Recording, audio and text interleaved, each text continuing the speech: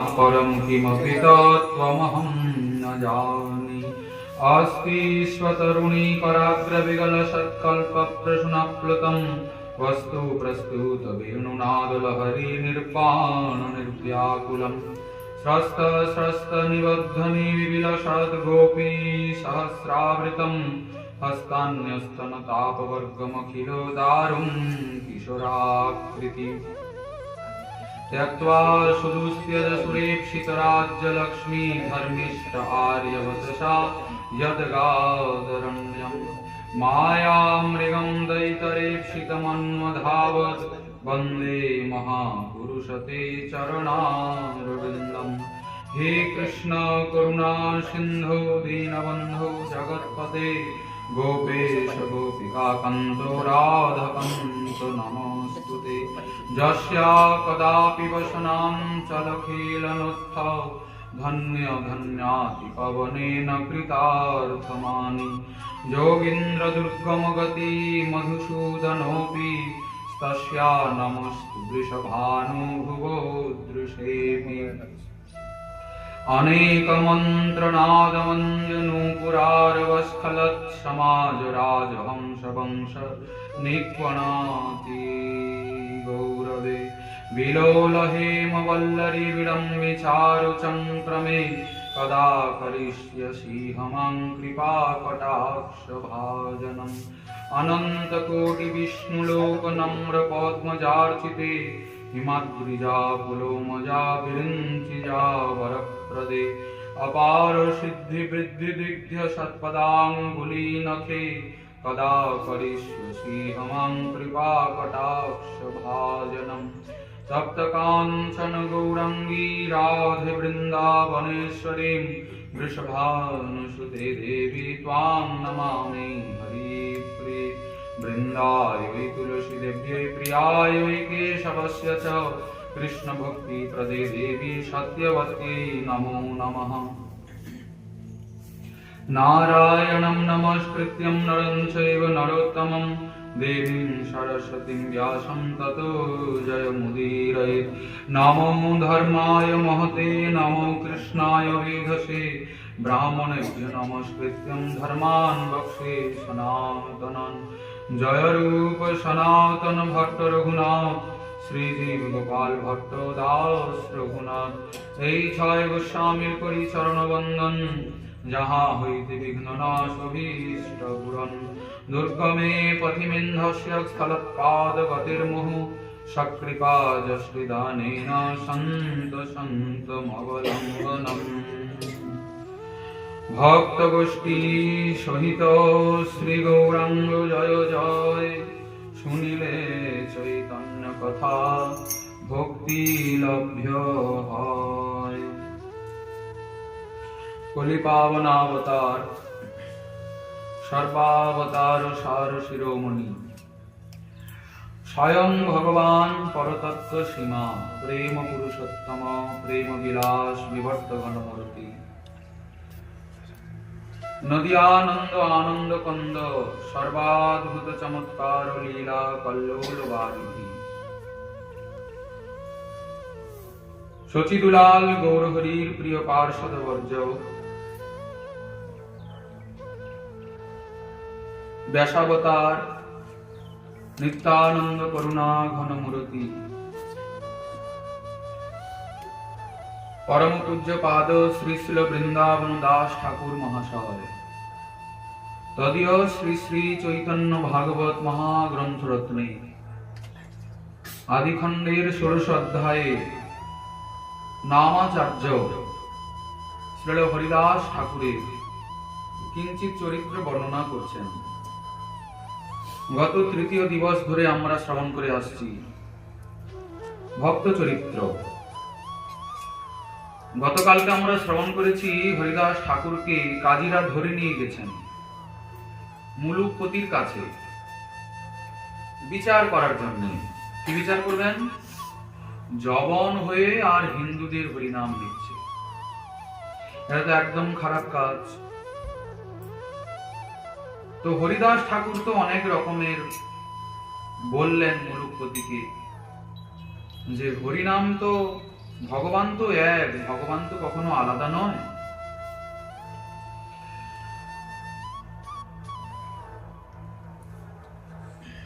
মুলুকপতি হরিদাস ঠাকুরকে দেখে বলছেন, কত ভাগ্যে দেখো তুমি হইয়াছ যবন। তুমি যবন, যবন মানে বোঝেন তো, কত ভাগ্যে তুমি মুসলমান হয়েছ। আর তবে কেন হিন্দুরে আচারে দেহ মন। হিন্দুদের আচার আচরণে তুমি যবন হয়ে কেন মন দিচ্ছ? আমরা হিন্দুরে দেখি নাহি খাই ভাত, তাহা ছাড়ো হই তুমি মহাবংশজাত। তুমি মহাবংশে উৎপন্ন হয়েছ, আর তা হয়ে তুমি ওই নীচ লোকেদের ধর্ম আচরণ করছো। খারাপ কথা কি না? এসব মুলুকপতি বলছে। জাতি ধর্ম লঙ্ঘি কর অন্ন ব্যবহার, পরলোকে কেমনে বা পাইবে নিস্তার। জাতি ধর্ম সব কিছুকে উল্লঙ্ঘন করে তুমি অন্যায় ধর্ম আচরণ করছো, পরকালে তোমার কি গতি হবে? আচ্ছা, আপনাদের এদিকে আছে নাকি এমন খ্রিস্টান ধর্ম লোকে নিচ্ছে? আছে? হয়নি? নিচ্ছে? হ্যাঁ। শ্রীমদ্ ভগবদ গীতায় শ্রীকৃষ্ণ বলেছেন, শ্রেয়ান স্বধর্ম বিগুণ পরধর্ম অনুষ্ঠিতাৎ, স্বধর্মে নিধনম শ্রেয় পরধর্ম ভয়াবহ। আপনি যে কুলে অবতীর্ণ হয়েছেন, যে কুলে এসেছেন, যে ধর্মে এসেছেন, যে ধর্ম মানে ধর্ম তো একটাই, তার নাম কি? সনাতন ধর্ম। আপনাদের ধর্মের নাম কি? লোকে যে বলে হিন্দু ধর্ম। হিন্দুটা একটা হয়ে গেছে, কিন্তু আসলে হিন্দু নয়, আসলে সনাতন। আসলে দেখতে গেলে সমস্ত জীবই সনাতনী। সনাতন শব্দের অর্থ কি? যার কখনো নাশ হয় না, যার কখনো পরিবর্তন হয় না, তাকে বলে সনাতন।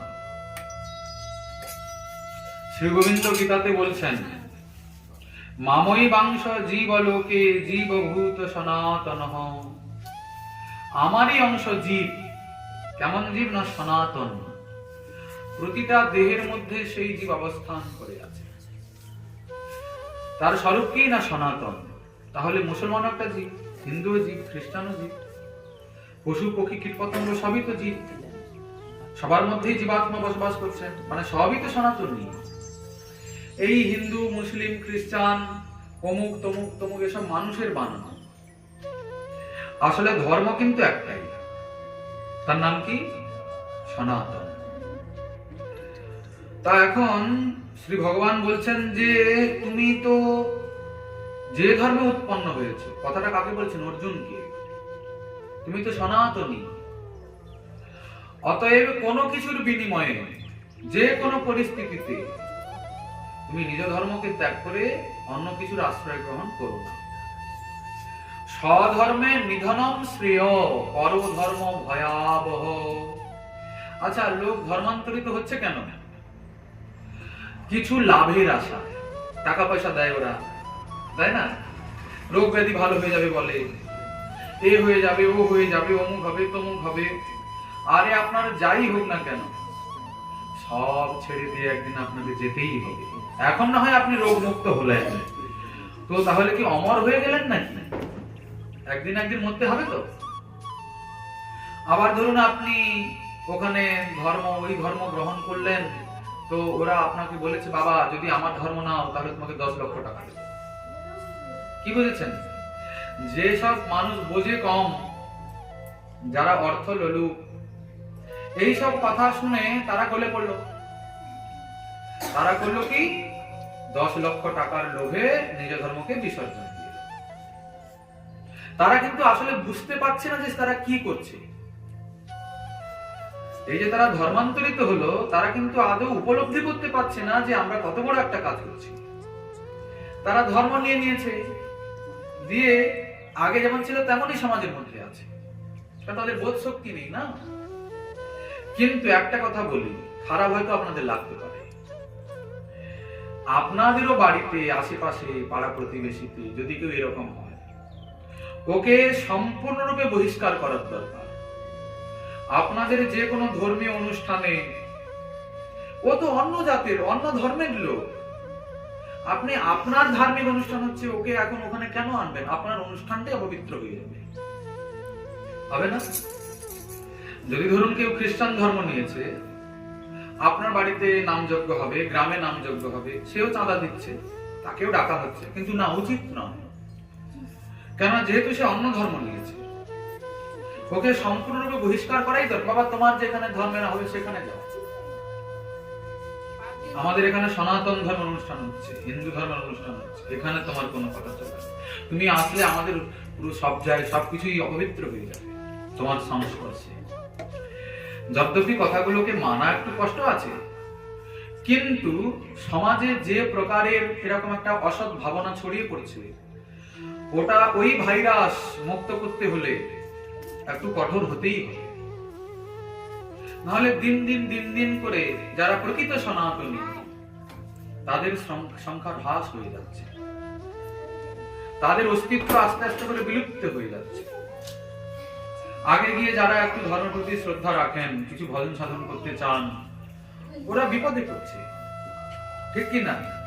দেখুন, কেবলমাত্র হিন্দুরাও করেন, তবে অন্যান্য প্রত্যেক ধর্মের নিয়ম আছে যে নিজেদের ধর্মকে প্রচার করা, বিস্তার করা।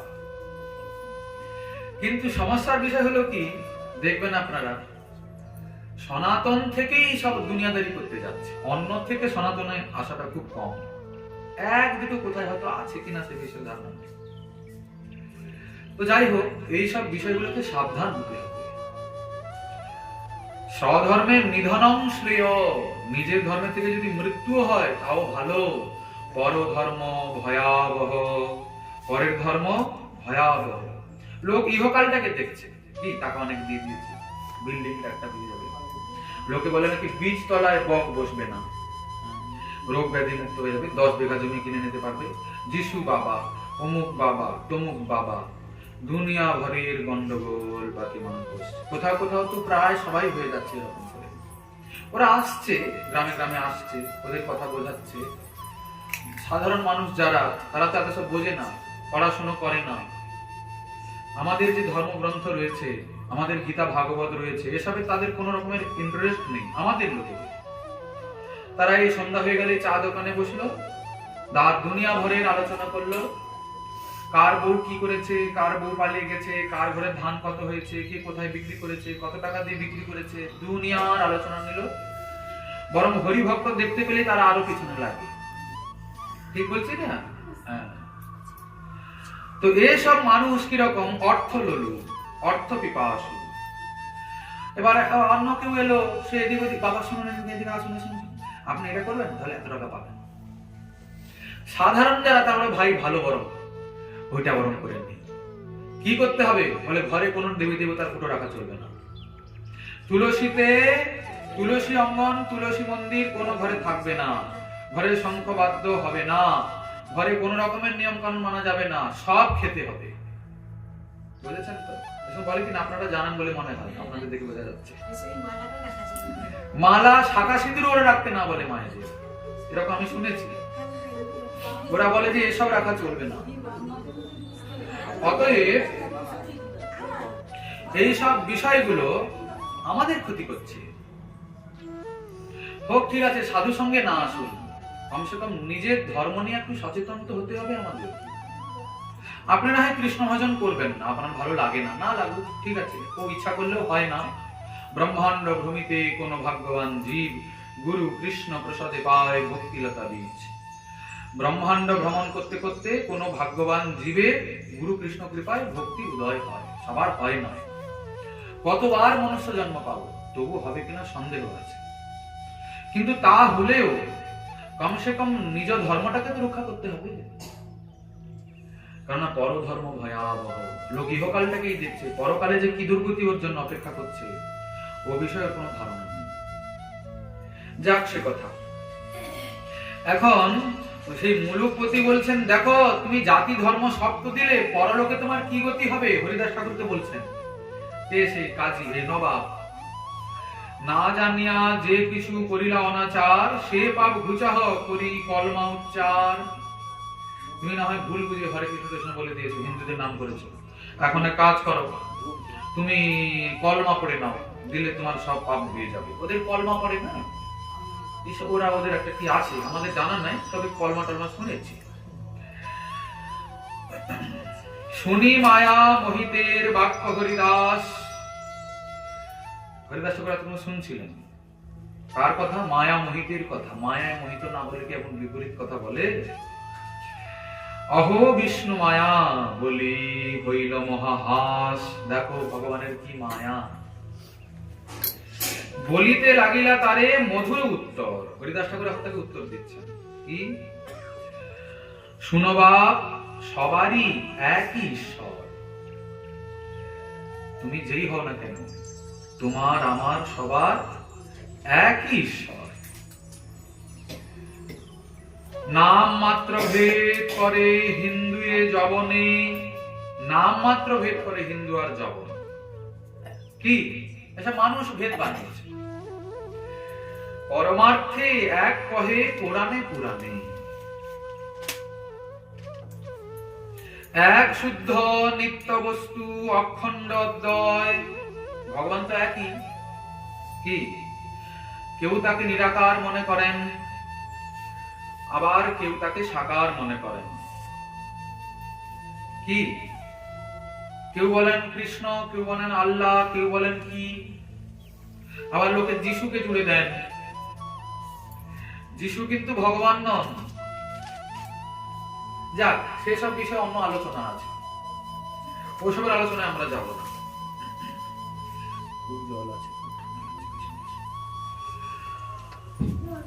সেই প্রভু যারে যেন লয়েন মন, সেই মতো কর্ম করে সকল ভুবন। সেই প্রভুর নাম গুণ সকল জগতে, বলেন সকলে মাত্র নিজ শাস্ত্র মতে। যার যে ধর্ম, সে তার নিজের শাস্ত্রে যা লেখা আছে তারই তো মহিমা বলবে। কি বলেন? আপনি হিন্দু লোক, আপনি কৃষ্ণ কৃষ্ণকে করবেন, নিজের ধর্মের বড় বড়াই করবেন, অন্যরা অন্যের কথা বলবেন, এতে আবার সন্দেহ কি? সে ঈশ্বর সে পুন সবার ভাব লয়, হিংসা করিলেই সে তাহার হিংসা হয়। মহাশয় তুমি এবে করহ বিচার, যদি দোষ থাকে শাস্তি করহ আমার। সবই তো শুনলেন, বুঝলেন? এবার যদি আপনার আমার কোনো দোষ হয়েছে বলে মনে হয়, তাহলে আমাকে দণ্ড দেবেন। হরিদাস ঠাকুর এতক্ষণ বললেন। হরিদাস ঠাকুরের সুসত্য বচন শুনিয়া সন্তোষ হইল সকল জগন। সেখানে যারা যারা ছিল তারা বলল, হ্যাঁ কথা তো সত্যি, ঠিকই বলছে, ভগবান তো একই, যে যেরকম পারে মানে, ভগবান তো সবার অন্তর্যামী, কেউ তাকে তেমন করে মানে ভগবান তাকে তেমন করেই কৃপা করেন, এতে আবার ক্ষতি কি আছে? কিন্তু সবে এক পাপী কাজী মুলুক পতিরে বলিতে লাগিলা শাস্তি করহ ইহারি। কাজী খোঁচা দিচ্ছে পেছনে, বলছে না না না না জানা, একে ছেড়ে দিলে মুশকিল আছে। বলে কেন? এই যে এই দুষ্ট আরো দুষ্ট করিবে অনেক। এ তো একটা গেছে, আরো 10টাকে ধরে নিয়ে যাবে আমাদের ধর্ম থেকে। আরো দুষ্ট করিবে অনেক, জবন কুলেতে অহমিয়া আনিবে। জবন কুলে একটা খারাপ এনে দিবে, দুনিয়া ভরে ধরে নিয়ে যাবে, সবকে হিন্দু বানিয়ে দেবে, সব সবার মুখে হরিনাম নেওয়া হবে। আমাদের কুলের কি হবে অবস্থাটা? কাজী তো এরকম করে খোঁচাচ্ছে। এতে কি ইহার শাস্তি করো ভালো মতে। আগে এটাকে ধ্বংস করলাম, দিলে আর কেউ যাওয়ার ভয় নেই, ভালো করে শাস্তি দাও। নহে বা আপন শাস্ত্র বলুক মুখেতে। যদি এর শাস্তি পাওয়ার ভয় আছে তাহলে কলমা পড়ুক, যদি কলমা না পড়বে তাহলে মার খাবে, একে দণ্ড দিতেই হবে। পুনঃ বলে মুলুকের প্রতি, আরে ভাই আপনার শাস্ত্র বলো তবে চিন্তা নাই। আরে হরিদাস তুমি কেন মিছিমিছি সময় নষ্ট করছো? বলো না, কলমাটা পড়ে নাও না, কি আছে সমস্যা? তাহলে তার কোনো চিন্তা নেই। অন্যথা করিবে শাস্তি সব কাজীগণে। শুনছো তো, কাজীরা মিলে তোমাকে অন্যথা দণ্ড দেবে বলছে। যে তুমি এত সব বিচার ছেড়ে দিয়ে কর্মটা পড়ে নাও তো। বলিবাও পাছে আর লঘু হইবা কেনে, হয়তো দেখা যাবে পরে আবার বলতে হবে। এখন কেন তুমি করে নিচ্ছ না? হরিদাস বলেন, যে করান ঈশ্বরে, প্রভুর ইচ্ছা যেটা হবে সেটাই হবে, তাহা বই আর কেহ করিতে না পারে। তার যদি ইচ্ছা হয় তিনি আমাকে মারবেন তো মারবেন, তার যদি ইচ্ছা হয় আমাকে রাখবেন তো রাখবেন, আমি তো তার চরণে সমর্পিত। হরিদাস ঠাকুর এই কথা বললেন। অপরাধ অনুরূপ যার যেই ফল, ঈশ্বরে সে করে ইহা জানি হ কেবল। যার যেমন অপরাধ সে দণ্ড পাবে। যদি আমি অপরাধ করে থাকি তাহলে দণ্ড পাবো। খণ্ড খণ্ড হয় যদি যায় মোর প্রাণ, তথাপি না ছাড়িব বদনে মধুর হরিনাম। ঠাকুর বললেন, শাস্তির কথা কি বলেন মশাই, আমার দেহটা যদি খণ্ড খণ্ড করে কেটে ফেলেন, তবুও আমি মুখে মধুর হরিনাম ছাড়ব না। দেখুন নিষ্ঠা কাকে বলি। আমাদের যদি এরকম পরিস্থিতি আসতো না, বাবা প্রাণ নিয়ে পালাই আগে, তোমার হরিনাম মাথায় থাক, বাবা আপনি এসছেন হরিনাম দিতে, আপনি হরিনাম ঝোলায় করে নিয়ে যান। হ্যাঁ বাবা, বাবা শেষ পর্যন্ত প্রাণ নিয়ে টানাটানি, বাবা দরকার নেই, আমার সংসার আছে, স্ত্রী পুত্র আছে, সবাই আমার দিকে চেয়ে আছে, বাবা অকালে প্রাণ গেলে কি হবে? হরিনাম করতে গিয়ে প্রাণ গেল, বাবা দরকার নেই, প্রাণ নিয়ে পালাবে। কি বলেন? আরে আমাদের কোনো সমস্যা নেই তবুও করি না, আর সমস্যা থাকলে করবো কি রূপে? কিন্তু যদি কারো নিষ্ঠা এসে যায়, তাহলে জীবনের যে দুর্গতি আসুক না কেন, সে কি মনে করে? প্রভুর কৃপা। তত্ত্বেনুকম্পাম সুসমীক্ষমান ভুঞ্জান এবাত্মকৃতম বিপাকম। মনে করেন ভক্ত কি সবকিছুই প্রভুর অনুকম্পা, করুণা, তিনি কৃপা ছাড়া কিছুই করেন না। তাহলে আপনার জীবনে এত দুর্গতি কেন? আপনি ভক্ত হওয়ার পরে তো অনেক কষ্ট আপনার। লোকে বলে না, এত ভক্ত হয়েছে দেখো কত রোগ ব্যাধি, খেতে পায় না, দেখো খেতে পায় না এমন ভক্ত নেই। কি এরকম আছে কোথাও? কোন ভক্ত দেখেছেন, শুনেছেন খেতে পায় না বলে ভিক্ষা করতে আসে? তাহলে ওটা বলতে পারবো না কেন ভিক্ষা করতে আসে, আমরাও কথা বলতে পারবো না। মহাপ্রভু বলেছেন, লক্ষ্মীও যদি ভিক্ষা করে নগরে নগরে, তথাপি দারিদ্র তোর নাহি বেতন হবে। কাকে বলেছেন? শ্রীবাস পণ্ডিতকে। ভগবতী লক্ষ্মী যিনি ধন সম্পত্তির অধিষ্ঠাত্রী, তিনিও যদি কখনো দাঁড়ে দাঁড়ে গিয়ে ভিক্ষা করেন তো করুক, আমার ভক্তের কখনো দারিদ্রতা আসবে না। এবার বলবেন, তাহলে আপনাদের রূপ সনাতন অনেক আচার্য পাদগণ, তারা কেন ব্রজের ঘরে ঘরে গিয়ে মাধুকরী করেছেন? মাধুকরী জানেন তো? মৌমাছির মতো ফুলে ফুলে বসে একটু একটু মধুকে আহরণ করা, দুনিয়ার সঞ্চয়ের জন্য নয়। তাও আবার কি অনেক আচার্যের জীবনীতে শোনা যায় প্রতিদিন মাধুকরী যেতেন না, মাঝে মধ্যে ইচ্ছা হলে, অন্যথা ভজনে আবিষ্ট থাকতেন। আমাদের সিদ্ধ গৌর কিশোর দাস বাবাজি মহারাজ, তিনি তো মাধুকরী যেতেনই না শেষকালে। উনার অদ্ভুত জীবন চরিত্র। ওই যে বাজার বসে, বাজার যখন শেষ হয়ে যায় তখন ওই পচা ছেঁচা সবজিগুলো পড়ে থাকে না, কিছু বেগুন টেগুন এটা সেটা পড়ে থাকে, পাতা টাতা শাক টাক, উনি করেন কি ওগুলোকে তুলে আনেন ওখান থেকে। একদিন করেছেন কি একটা বেগুন কুড়িয়ে নিয়েছেন, বেগুনটাকে একটু ভালো করে ছিঁড়ামেড়া করে নিয়েছেন, একটা কিছু কাটারের সাহায্যে ওটাকে টুকরো টুকরো করে নিয়েছেন, দিয়ে যে নারকলের মালা হয়, নারকলটা বের করে নিলে খালি থাকে না, ওটাতে গঙ্গা জল ভর্তি করে দিয়েছেন। গঙ্গায় এক গলা জলে দাঁড়িয়ে ওই নারকলের মালাতে ওইটা রেখে, কোনটা? বেগুনের টুকরোটা মহাপ্রভুকে নিবেদন করছেন। বুঝতে পারলেন? রান্না বান্না নয়, আবিষ্ট হয়ে গেছেন।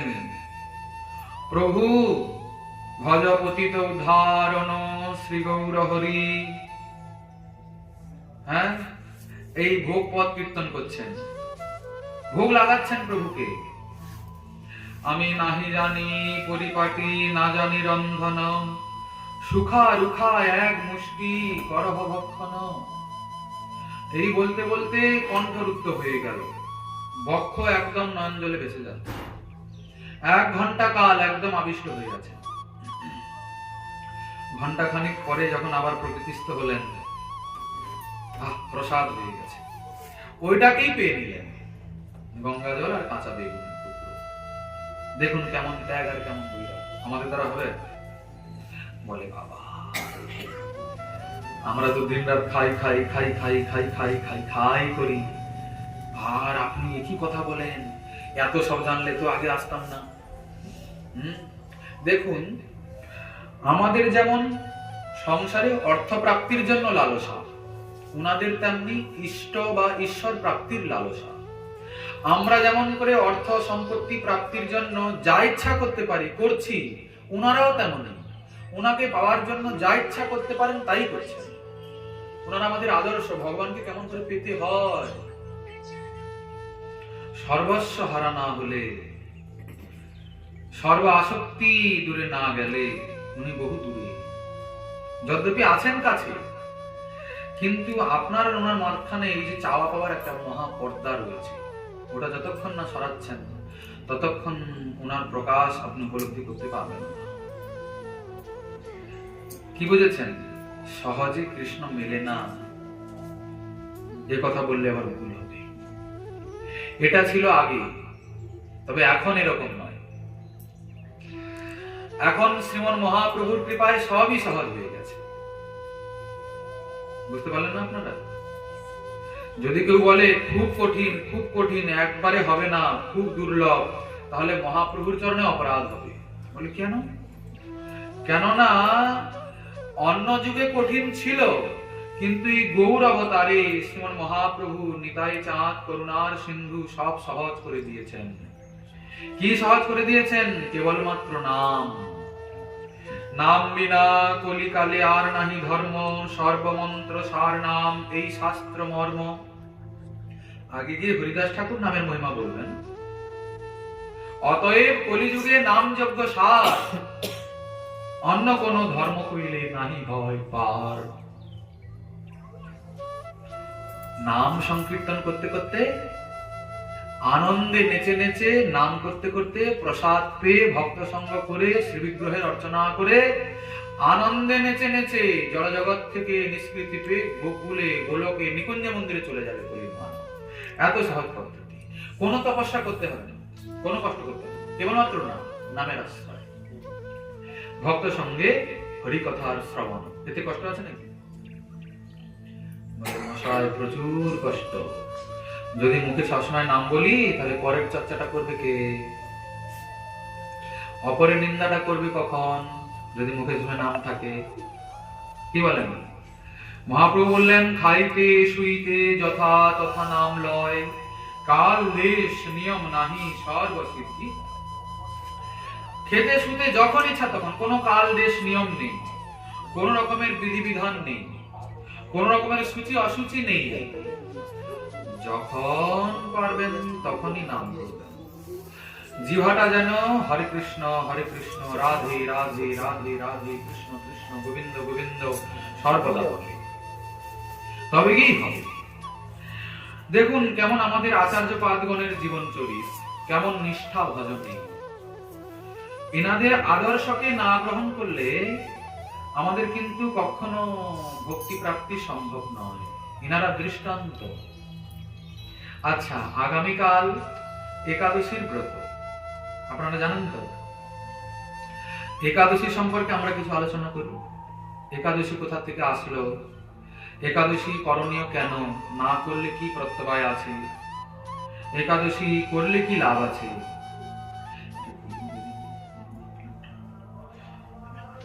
হরে কৃষ্ণ কৃষ্ণ কৃষ্ণ হরে হরে, হরে রাম রাম রাম হরে হরে। একাদশীর আবির্ভাব কি করে হলো, শাস্ত্র মহাজন বর্ণনা করছেন। অনেক কথা আছে, তার মধ্যে আমরা যতটুকু চেষ্টা করব। যুধিষ্ঠির বলছেন, উৎপন্নাস কথং দেব পুণ্য একাদশী তিথি, কথং পবিত্রা বিশ্বেস্মিন কথং বৈ দেবতা প্রিয়া। হে দেব, পুণ্যা পবিত্রা একাদশী কি রূপে উৎপন্ন হলেন? আপনাদের জানার ইচ্ছা আছে কি নেই? একাদশী কি করে উৎপন্ন হলো? আপনারা কতজন ব্রত করেন এখানে? কেউই করেন না? করেন? আচ্ছা, 2 জন, 3 জন, 4 জন। কেউ বড় বড় একাদশী গুলো করেন না? কচি কচি গুলো করেন না? কচিও করেন। লোকে বলে বড় গুলো করি, ছোট গুলো করি না, এরকম কিন্তু নিয়ম নেই। কি নিয়ম আছে আমরা শুনি আছি। কিরূপেই বা বিশ্বে ও দেবতাগণের প্রিয় হলেন এই একাদশী?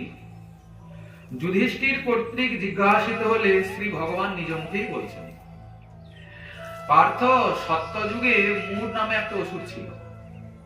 কি নাম? মূর নামক একটা অসুর ছিল।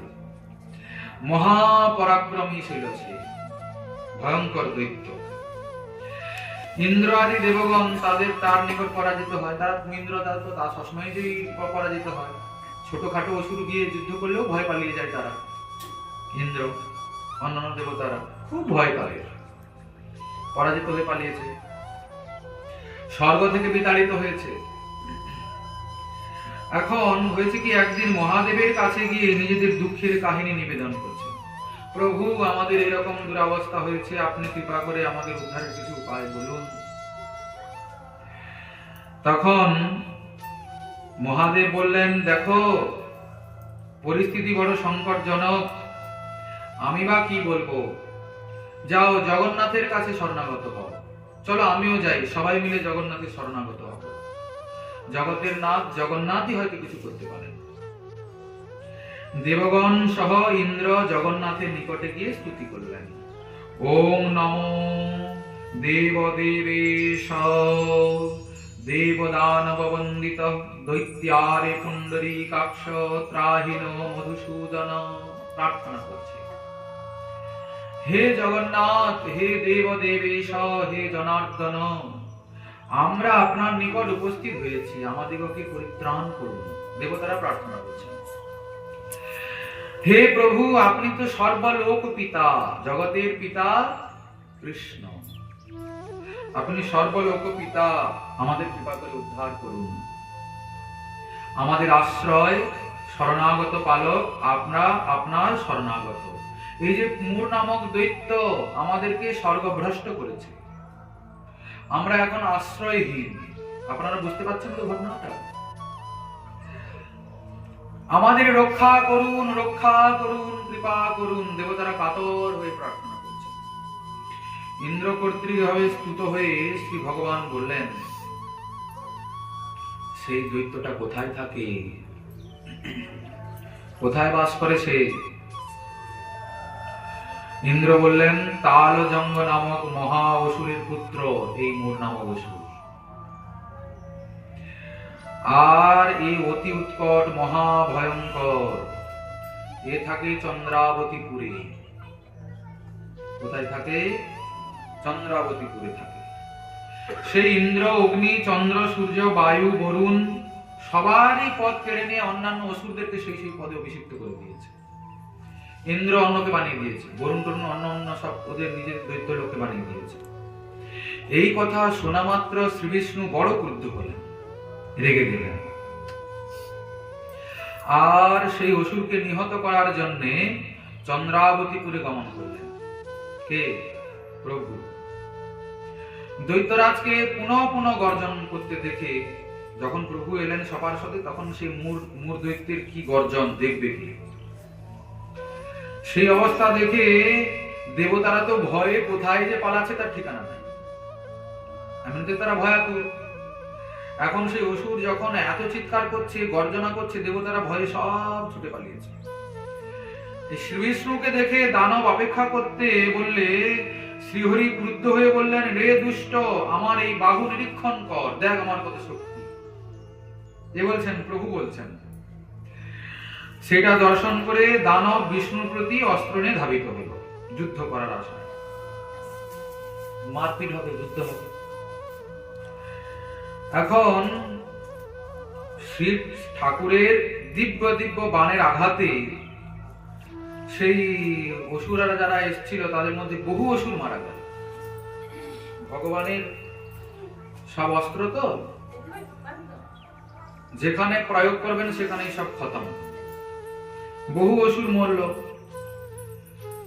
এবার বিষ্ণুকে দেখে দানবরা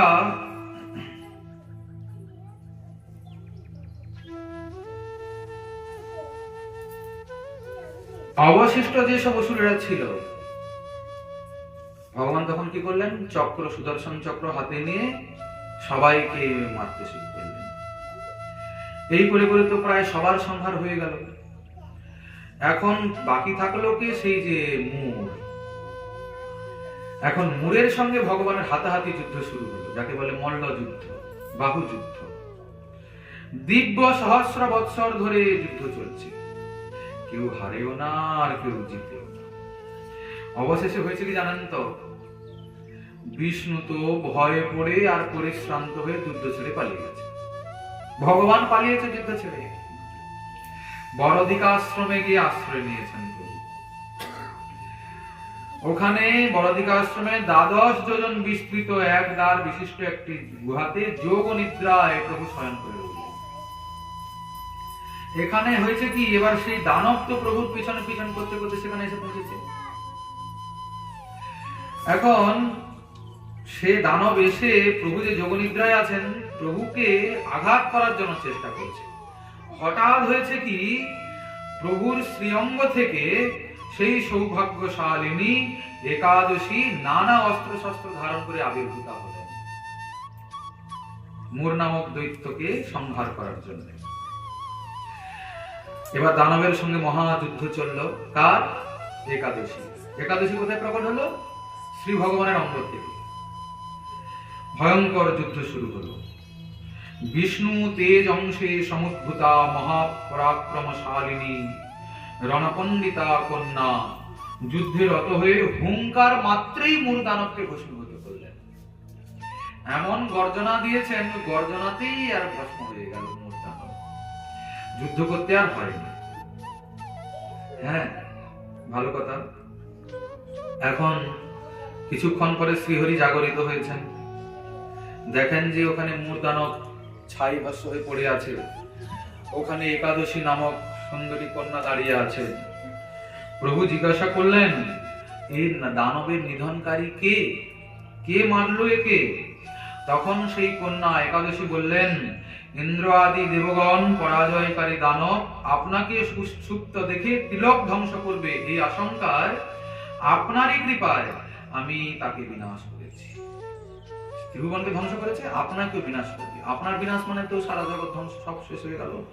এটা আশঙ্কা করে আমি ওকে বধ করে দিয়েছি। প্রভু কে বললেন এই কথা? একাদশী। তখন শ্রী বিষ্ণু বললেন, তোমার কার্যে আমি তো আনন্দিতই এবং ত্রিভুবনও আনন্দিত। তুমি যে কাজ করেছ, তুমি মনোমত বর প্রার্থনা করো। তাকে বললেন একাদশী।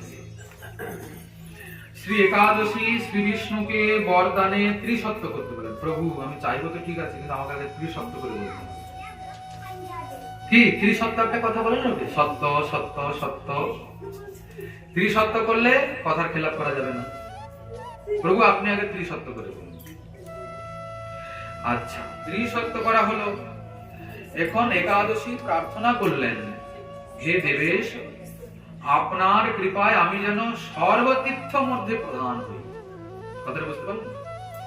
মানুষ অনেক তীর্থে তীর্থে ভ্রমণ করে, সেটা ভালো, কিন্তু একাদশীর ব্রত যদি কেউ করে তাহলে সর্বতীর্থ ভ্রমণ করে যে পুণ্য লাভ হয়, ঘরে বসেই তার লাভ হয়ে গেল।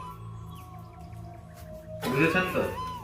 আচ্ছা, তীর্থ ভ্রমণ করতে টাকা পয়সা লাগে না? টাকা পয়সা থাকলেও কি সবার ইচ্ছা জাগে? সবার সময় হয়? যাবো যাবো যাবো যাবো বলতে বলতে কবে যে পটল করলো, যাওয়ার হলো। হয় না অনেক সময়? বলছেন সর্বতীর্থ মধ্যে যেন আমি প্রধান হই, আর কি আমি যেন সর্ববিঘ্নকে নিবারণ করতে পারি। কার নিবারণ করবেন বিঘ্ন? যারা আমার ব্রত পালন করবে তাদের সর্ববিঘ্নকে তিনি বিনাশ করবেন। কে? একাদশী। আর কি, আমি যেন সর্বসিদ্ধিকারিণী হতে পারি, সর্বসিদ্ধি প্রদান করতে পারি। বুঝেছেন কথাটা? বুঝলেন না? যদি কেউ একাদশী ব্রত পালন করে, সর্বসিদ্ধি মানে আপনি আবার টাকা পয়সা ধন জন দুনিয়া ভরে চাইবেন, তো চাইলেও কোনো অসুবিধা নেই। এই ব্রতরূপ তপস্যা যদি কেউ করে, তাহলে কিন্তু সত্যি সে সমৃদ্ধ থাকে, তার কখনো অভাব হয় না। এবার যারা করেন না তারা করে দেখবেন, কারণ এগুলো তো আচরণের বিষয়, মুখের কথা কি বা আসে যায়।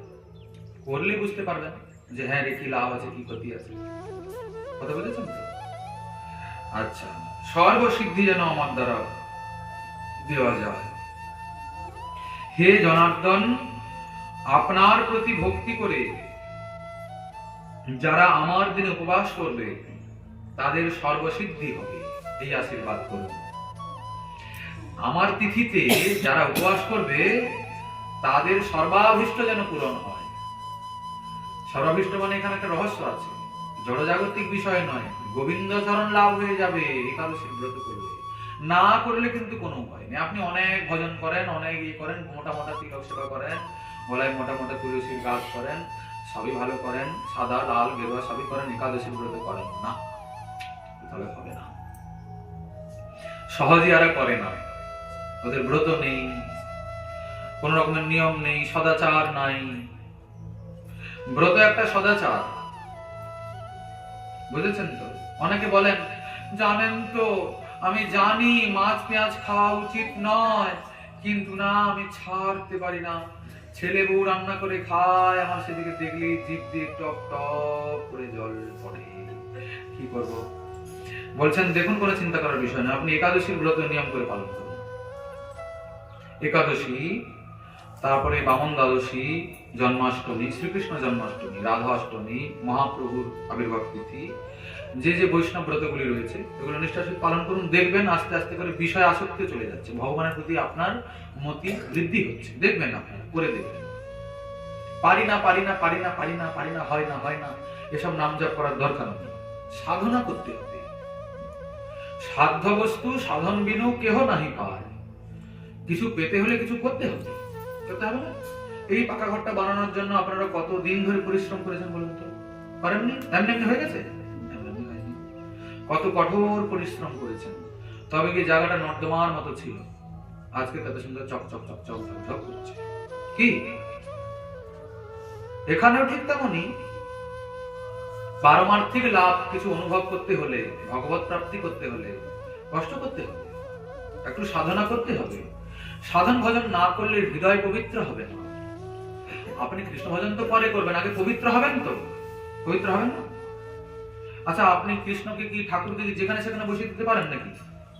যেখানে আপনার মাংস রান্না হলো সেখানে ঠাকুরকে বসাবেন? বলি এ কি কথা!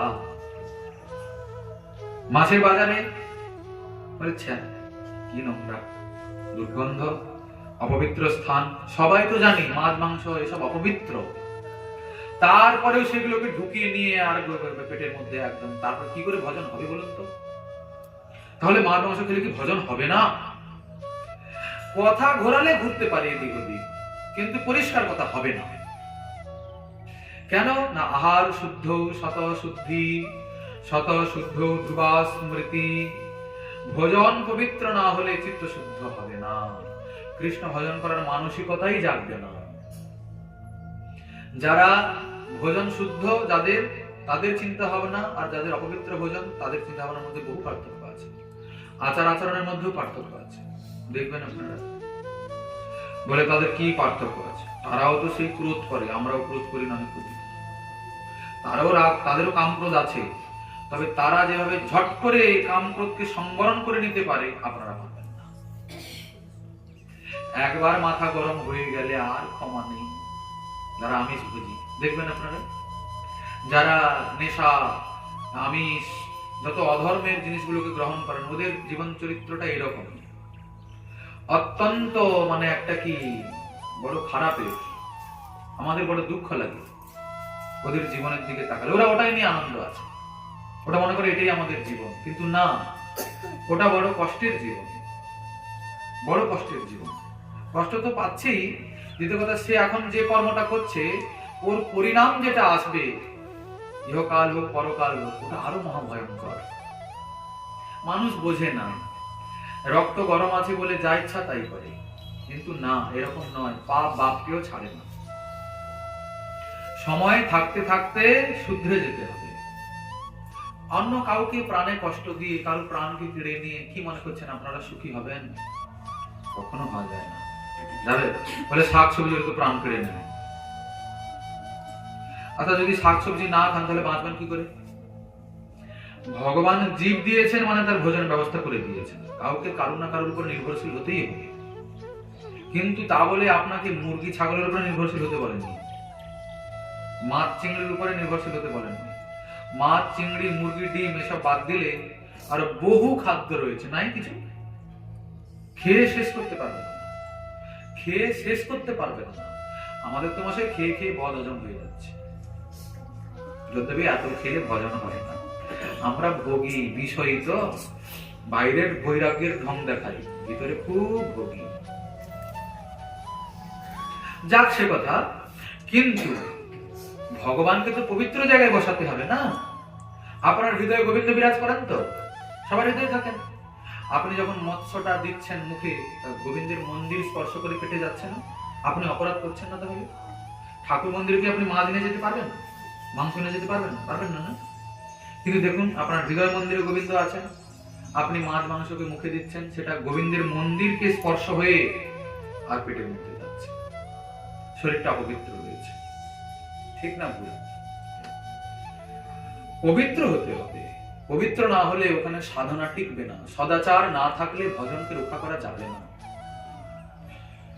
এ তো বহু দূরের কথা। ভক্ত বৈষ্ণব যারা, তারা তো মূত্র ত্যাগ করলেও জল দিয়ে শৌচ করে, পায়খানা তো দূরের কথা, পেচ্ছাপ করলেও তারা জল দিয়ে শৌচ করে, মন্ত্র স্নান করে, আচমন করে, তবে কি তারা নিজেকে পবিত্র মনে করে? ভজন টিকবে কোথায়? যেখানে সেখানে ভজন থাকবে না। ভগবান যেখানে সেখানে অবতীর্ণ হবেন না। হবেন নাকি? আচ্ছা আপনারাই বলুন না, ভারতে, পৃথিবীতে কি কম দেশ আছে?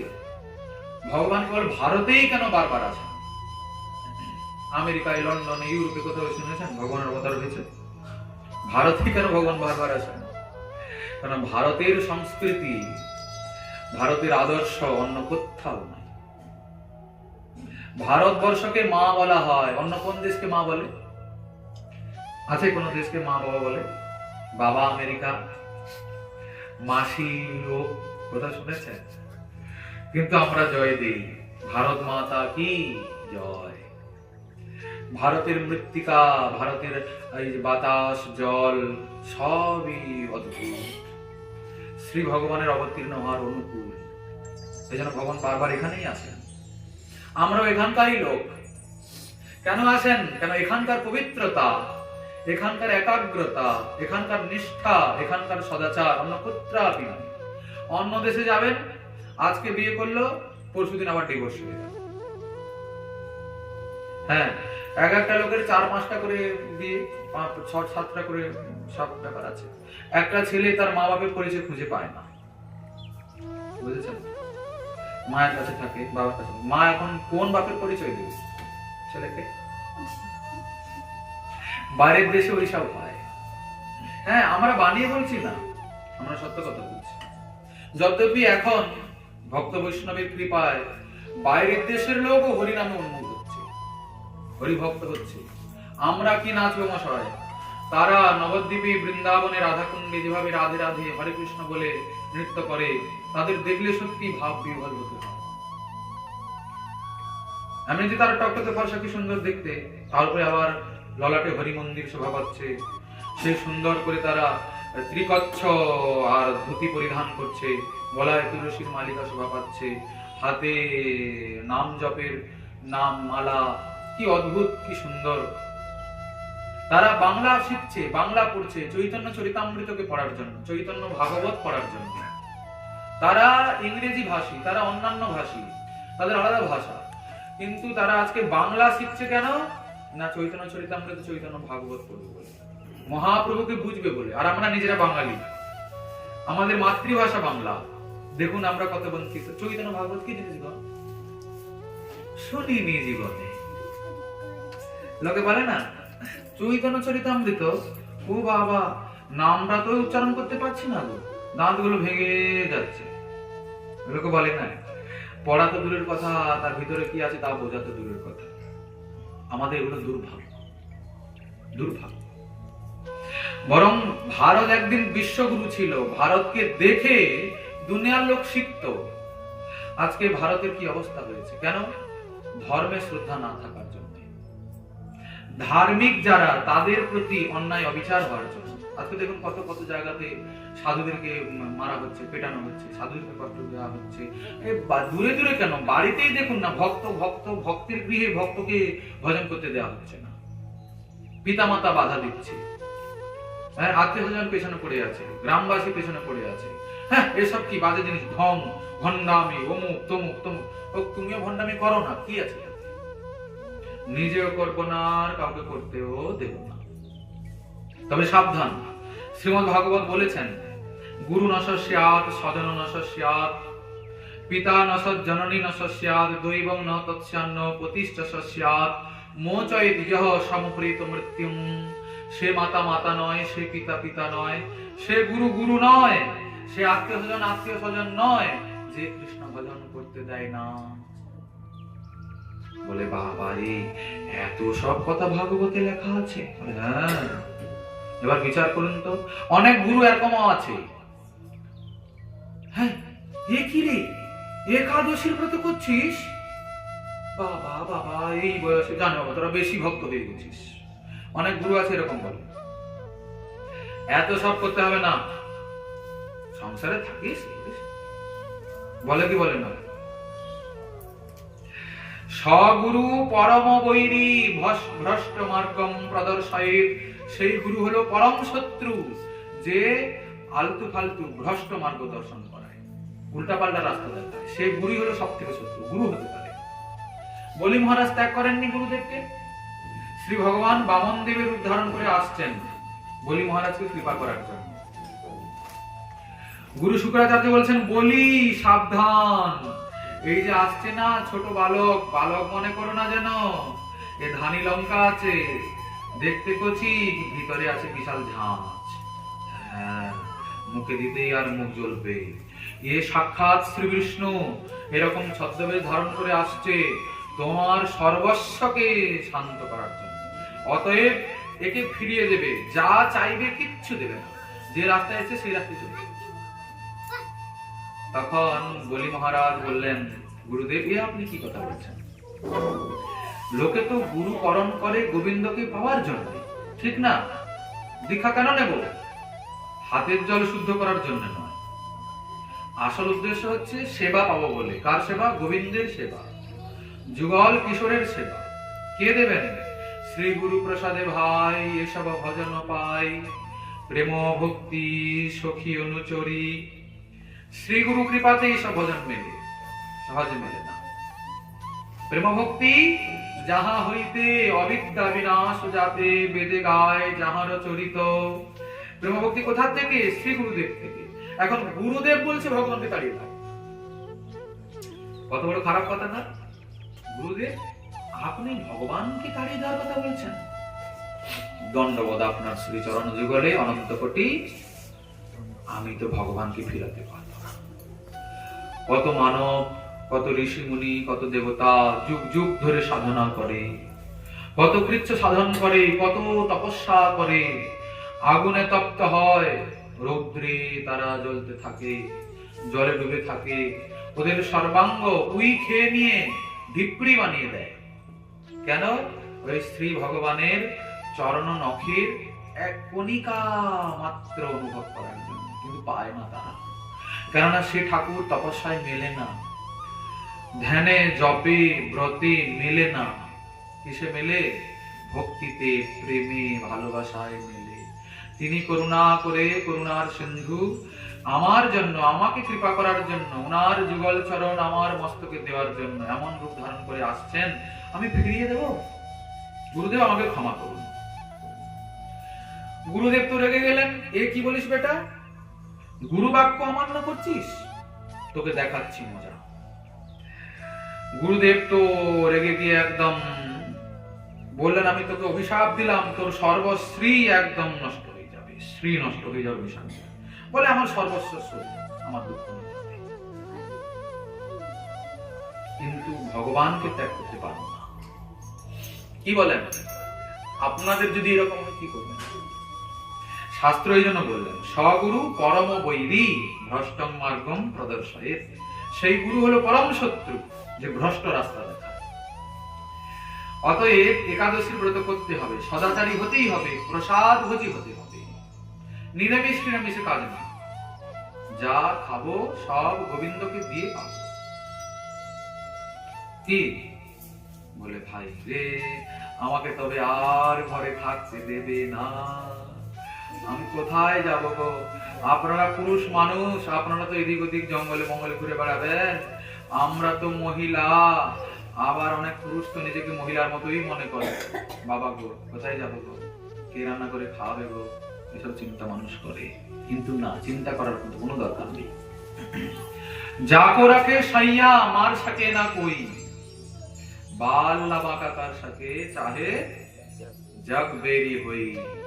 সারা জগৎ আপনার শত্রু হয়ে যাক না, আপনি একদিকে আর পুরো পৃথিবী পুরো ব্রহ্মাণ্ড আর একদিকে, তবু আপনার বাল ও বাঁকা কেউ করতে পারবে না। কেন? আপনাকে জগন্নাথ রক্ষা করছেন না। ভয় কি? কেবলমাত্র চাই কি? মহাজন বলছেন, কি মানুষ পশু পাখি কি জনমি অথবা কীট পতঙ্গ, করম বিপাকে গতাগতি পুন পুন মতিরঘু তুয়া পরসঙ্গ। মতি যেন তোমার চরণে থাকে, আর কিছুই চাই না। কি বুঝেছেন? বাকি সারা দুনিয়া আমার শত্রু হয়ে যাক না, আমি তো জানি আমার মাথার উপরে কার ছত্র ছায়া আছে, জগন্নাথের ছত্র ছায়া। মাধব বহুত মিনতি করুত, মাধব বহুত মিনতি করুত, মাধব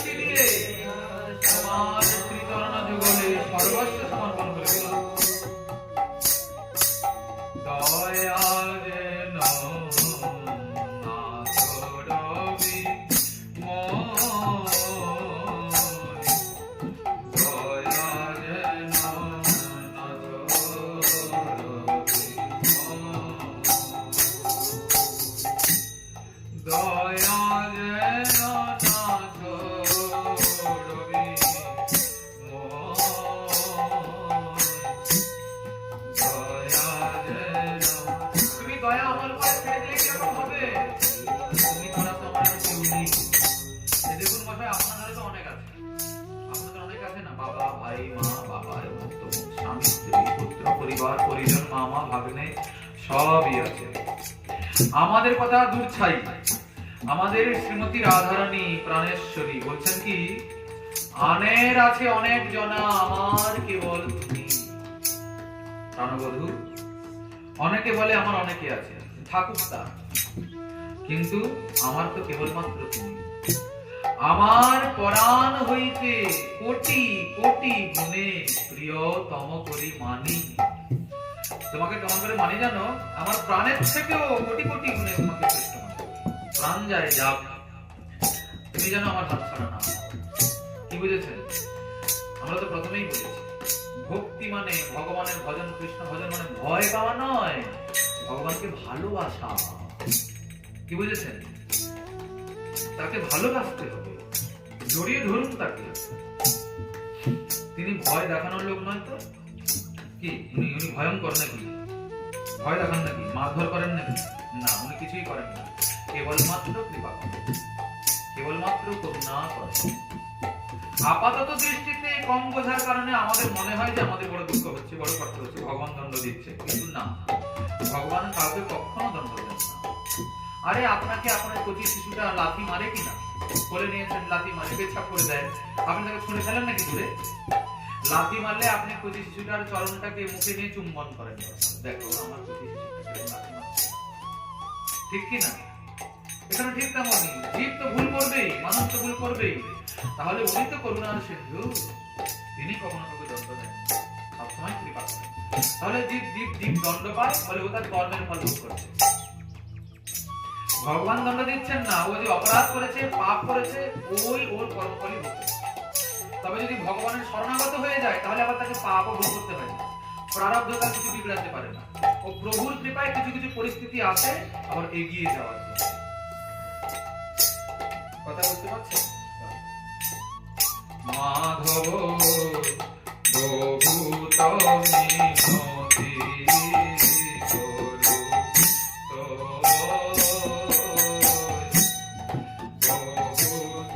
তুমি নতি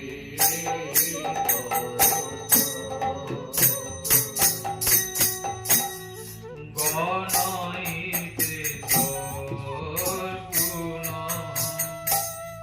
লেশনা পাওনি গণাইতে। এই দেখো, প্রভু যদি বলেন যে তুমি যে আমার কাছে এসছো কৃপা চাইতে, তুমি তো মহাপাপী, অপরাধী, তুমি মহাদোষী, তুমি কোন মুখ নিয়ে আমার কাছে এসছো? ঠিক না? মহাপাপ করেছি আমরা, মহাদোষী। আপনার কাছে যদি কেউ দোষী ব্যক্তি আছে, আপনি সহসা তাকে কৃপা করতে পারবেন কি? পদকর্তা বলছেন, প্রভু যদি তুমি আমার দোষ গুণের বিচার করো, গণইতে দোষ গুণ, তাহলে লেশনা পাওনি। দোষ গুণে গুণে শেষ করতে পারবে না। আমি এতই দোষী, এতই অপরাধী। বলে তাহলে তোমার কাছে এসছো যে কি আশা নিয়ে? আমার কৃপা তো পাবে না তাহলে? বলে না, আমি কিন্তু জানি একটা অন্য কথা। বলে কি জানো?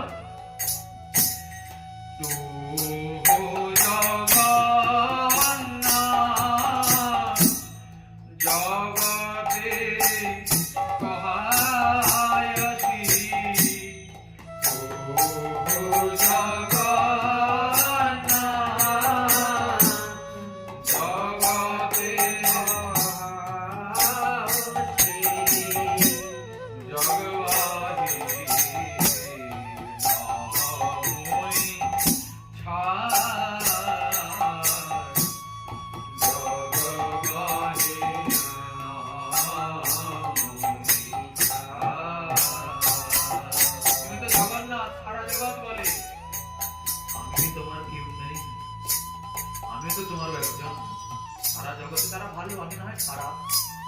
কিন্তু আমিও তো তোমারই, আমি কি তোমার কেউ নই প্রভু? তাহলে তুমি আমাকে কেন কৃপা করবে না? আমি যেমনই হই না কেন, আমি তো তোমার শরণে এসেছি, দণ্ড দাও। তুমি আমাকে না হয় খুব কষ্ট দাও, কিন্তু চরণ ছাড়া করো না।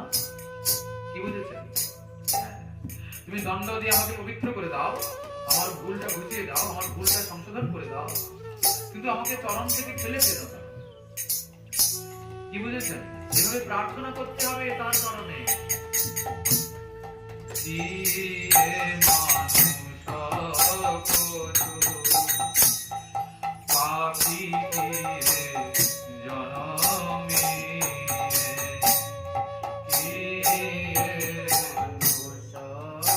আমি যেরকম কর্ম করেছি না, আবার পরে মানুষ হবো কিনা তার ভরসা নেই। আছে আপনাদের? আছে পরে মানুষ হবেন? বলে আমি মানুষ হই, পশু হই, পাখি হই, যেই হই না কেন, করম বিপাকে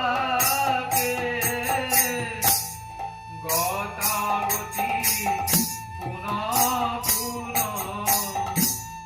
করম বিপাকে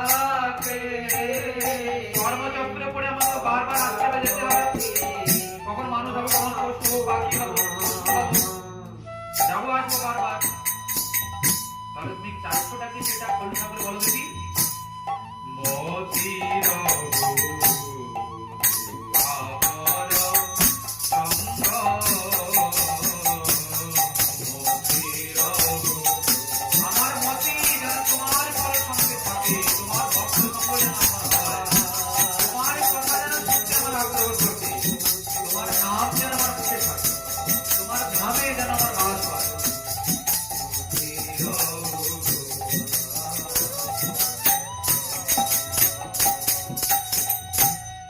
ঘনায় বিদ্যাপতি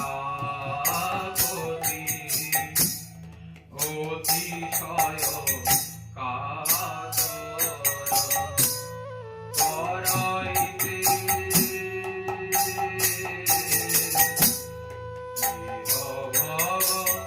সিন্ধু করাইতে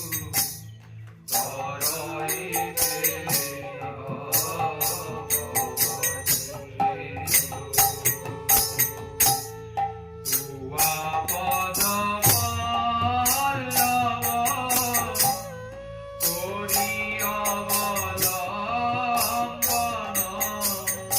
আমি তোমার চরণ জীবনকে জড়িয়ে ধরবো, দিলে কি হবে? সহজে ভবসাগর পেরিয়ে চলে যাবো। ধরইতে ইহ ভব সিন্ধু তুয়া পদ পল্লব করি অবলম্বন, অবলম্বন মানে আশ্রয় করবো। হৃদয়ে বন্ধু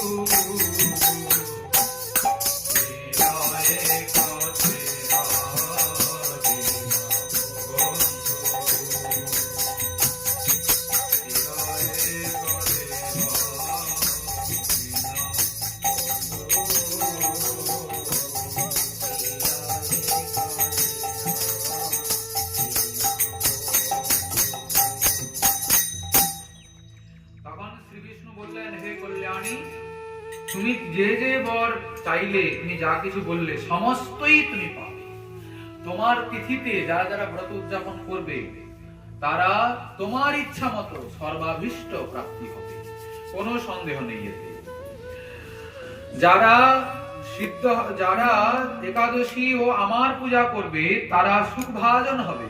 যারা একাদশী ব্রত করবে তারা ক্রমশ সংসার দুঃখ থেকে সুখের দিকে যাবে। শ্রী বিষ্ণু ত্রিসত্য করে বর প্রদান করলে একাদশীর হৃষ্টা হলেন এবং পুষ্টা হলেন।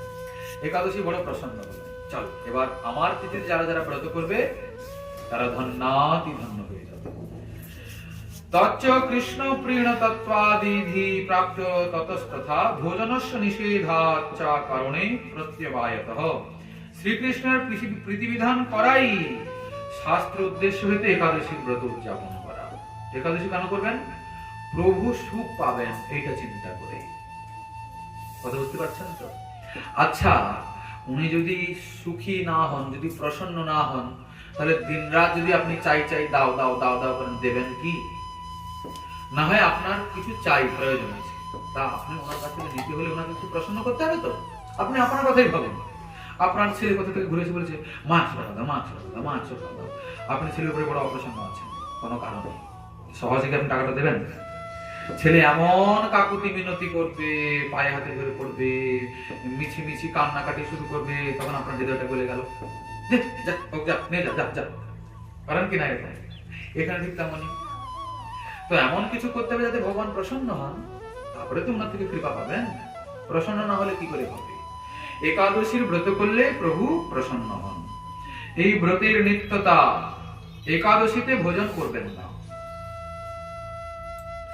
একাদশী না করে অন্ন আদি ভোজন করলে ব্রহ্ম হত্যা, স্ত্রী হত্যা, ভ্রূণ হত্যা আদি মহা মহা ভয়ঙ্কর পাপগ্রস্ত হয়। এমনকি ব্রহ্ম বিবর্ত পুরাণে একটা কথা আছে, বুঝতে পারছেন? ওখানে লেখা আছে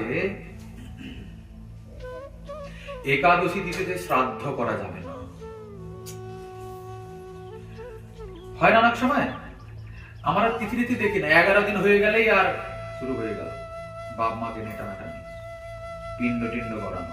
কি পুরোহিত জানে না, আর যারা করছে তারাও জানে না। পুরোহিত সব বহির্মুখ নাস্তিক লোক। কি ভুল বলছি নাকি? কৃষ্ণ ভজন করতে বলবেন দেখি, আর কত কথা যে বলবে ভক্তকে দেখে তার ঠিকানা নাই। ওরা ওইসব নিয়ে ব্যস্ত, মদ্য মাংস নিয়ে। যাক, সেটা যে যা পারে করবে, ও নিয়ে আমাদের যায় আসে না। কিন্তু আমাদের কাছে একবার একজন ভক্ত কল করেছে, বাবা আমার মায়ের শ্রাদ্ধটা একাদশীতে পড়ে গেছে, আমি তো পুরোহিতের কাছে গিয়ে বললাম যে একাদশীতে তো আমরা শ্রাদ্ধ করব না, আপনি তারপরের দিন করার ব্যবস্থা করুন। হ্যাঁ, এটা কি কথা? তুমি কোন শাস্ত্রের লেখা আছে দেখাও দেখি একাদশীতে শ্রাদ্ধ করা যাবে না। আমাদের কাছে সব লিস্ট আছে, প্রমাণ ছাড়া আমরা কোনো কথা বলি না। আচ্ছা, এখন আপনারাই বলুন, শাস্ত্রটা দেখানো কার কর্তব্য, যজমানের না পুরোহিতের? কি পুরোহিত মানে কি? যে পুরোহিত করবে, যজমানের যাতে মঙ্গল হয় সেই চেষ্টা করবে, তাকে তো পুরোহিত বলে। এখন কি দুনিয়া এলো, কি সময় এলো, কি সংকট এলো, পুরোহিতকে যজমান শাস্ত্র দেখাবে? এই ভারী অনর্থের কথা কিনা বলে দেখি। বলছে কোন শাস্ত্রের লেখা আছে দেখাও দেখি। হাই ভগবান, এই পুরোহিত বললো? বলে হ্যাঁ। আমি বলি তাহলে সে শাস্ত্রটা তো কিছু পড়ে না, পুরোহিত হয়েছে কি করে তাহলে? বলে কি জানি, বলতে পারবো না, পূর্বপুরুষ থেকে ওর বংশগোষ্ঠী আমার পুরোহিতই করছে, তো এই জন্য সেও করছে। এখন বলছে শাস্ত্র দেখাও। ভোগ দেখতে যখন চেয়েছে তখন আমরা দেখাবো।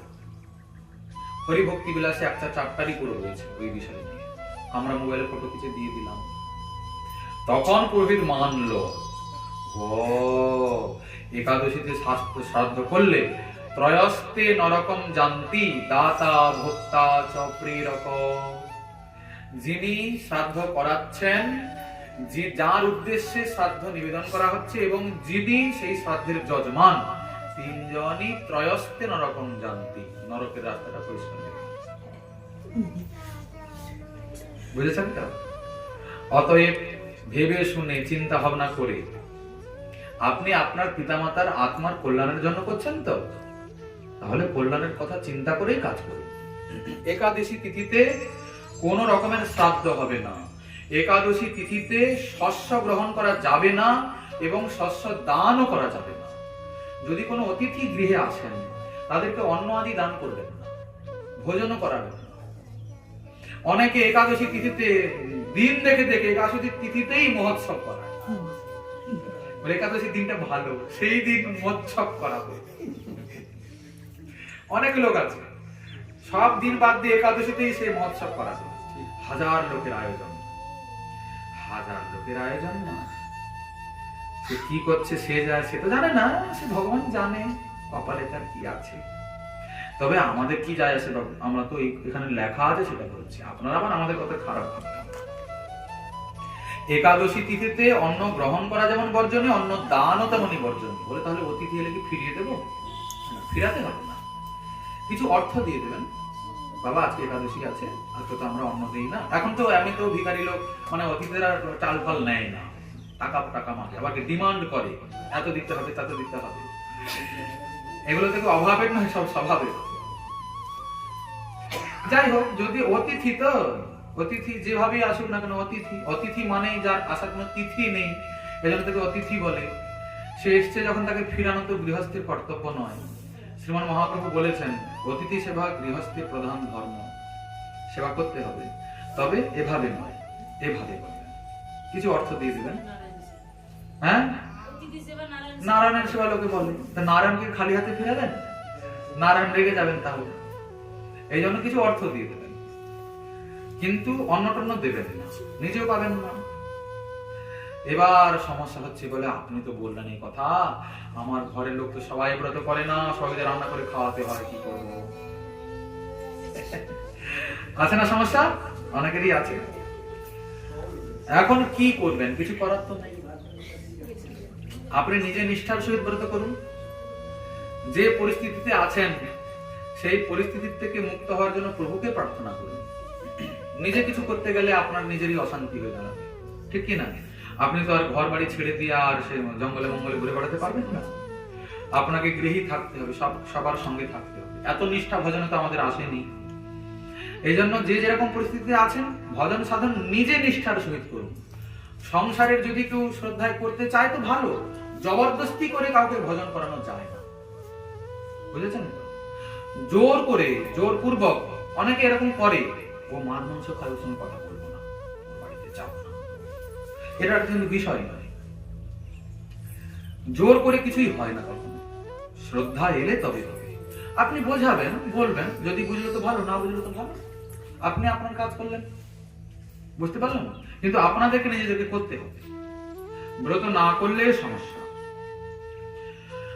এই কেননা সেদিন ব্রত না করলে সমস্যা কেন? কারণ সেদিন সমস্ত পাপ ওই ভোজনের মধ্যে বিরাজ করে, শস্যের মধ্যে বিরাজ করে। আর একটা ঘটনা আছে না, সেই পাপ পুরুষের, তার সর্বাঙ্গ পাপ দিয়ে তৈরি, সারা দুনিয়াকে গ্রাস করে ফেললো পাপ পুরুষ, সব নরকে যাচ্ছে। একদিন শ্রী বিষ্ণু যমরাজের সঙ্গে দেখা করতে গেছেন। ওখানে শোনেন কি চিৎকার, মা গো, বাবা গো, বাঁচাও গো, মরে গেলাম গো, রক্ষা করো গো। প্রভু বলেছেন, হ্যাঁ যমরাজ, তোমার এখানে এত চিৎকার কেন? বলে, প্রভু কি বলবো, এখানে এত ভিড় হচ্ছে, এখন লোকে সব নরকে পাঠাতে হচ্ছে, জানেন তো, এইসব শাস্তি পাচ্ছে না, কান্নাকাটি করছে। বলে, কেন সব নরকে আসছে? বলে, কি জানি, এখন মানুষ খুব পাপ করছে। প্রভু অনুসন্ধান করে জানতে পারেন, ওহো, এ তো পাপ পুরুষ সব ঘটাচ্ছে আর কি। একাদশীতে সারা মানে যে যে পাপগুলো ধরছে, পাপ পুরুষ চড়ে বসছে, আর সব পাপী হয়ে নরকে চলে যাচ্ছে। বলে, কি করা যাবে, কি করা যাবে? প্রভু চিন্তা করতে করতেই আর একাদশী তিথি বললো, প্রভু আমি এসেছি, কৃপা করে আমাকে একটা আদেশ করুন। ওহো, তুমি তো আছো, যাও, তোমার তিথিতে যারা ব্রত করবে, তোমার তিথিতে, একাদশী তিথিতে যারা ব্রত করবে, তারা আর নরকগামী হবে না, তারা সব আমার বৈকুণ্ঠে আসবে, যাও, তুমি যাও। এবার একাদশী গিয়ে গোটা প্রচারিত হয়ে গেল ত্রিভুবনে। একাদশী করছে, আর নরকে কেউ যায় না, সব বৈকুণ্ঠে চলে যাচ্ছে। যমরাজের এখন হাতে কোনো কাজ নেই, খাতাপত্র সব বন্ধ করে রেখে দিয়েছে। যমরাজের তো কাজ নেই, তা তো ভালো, পাপ পুরুষ করেছে বিপাকে। প্রভুকে বলছে, প্রভু আমাকে তো সৃষ্টি তুমি করেছিলে, এখন আমি কারোর ঘাড়ে চাপতে পারছি না, এখন তুমি কৃপা করে আমার থাকার কিছু উপায় করো, না আমি তো বিলুপ্ত হয়ে যাব। বলে, হোক, তোমাকে একটা থাকার জায়গা বলছি, শোনো। একাদশী তিথিতে পঞ্চশস্যের উপরে তুমি অবস্থান করবে। একাদশী তিথিতে যারা 5 রকমের শস্য গ্রহণ করবে, তুমি তাকে জড়িয়ে ধরবে, এই যে চলে যাবে। বুঝতে পারলেন তো কথাটা? এই জন্য সাবধান। আচ্ছা, কেবলমাত্র পাপ পুরুষ ধরবে না বলে একাদশী করবো এটা কিন্তু নয়। আমরা প্রথমে সেজন্য বললাম যে ভগবান প্রসন্ন হবেন, এই জন্য ব্রত করব। আচ্ছা, অনেকে বলেন যে বাবা পঞ্চশস্য খাবো না, বাকি সব খাওয়া যাবে। কালকে তো বললাম,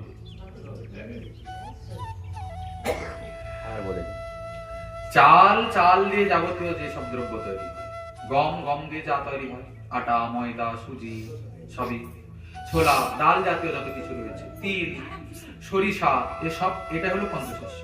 জব, এই জিনিসগুলো দিয়ে যে সব জিনিসগুলো তৈরি হয়, সেগুলো সব পঞ্চশস্য। কোনো ডাল ফাল কিছু খাওয়া যাবে না, সাবু, বাদাম খাওয়া যাবে না।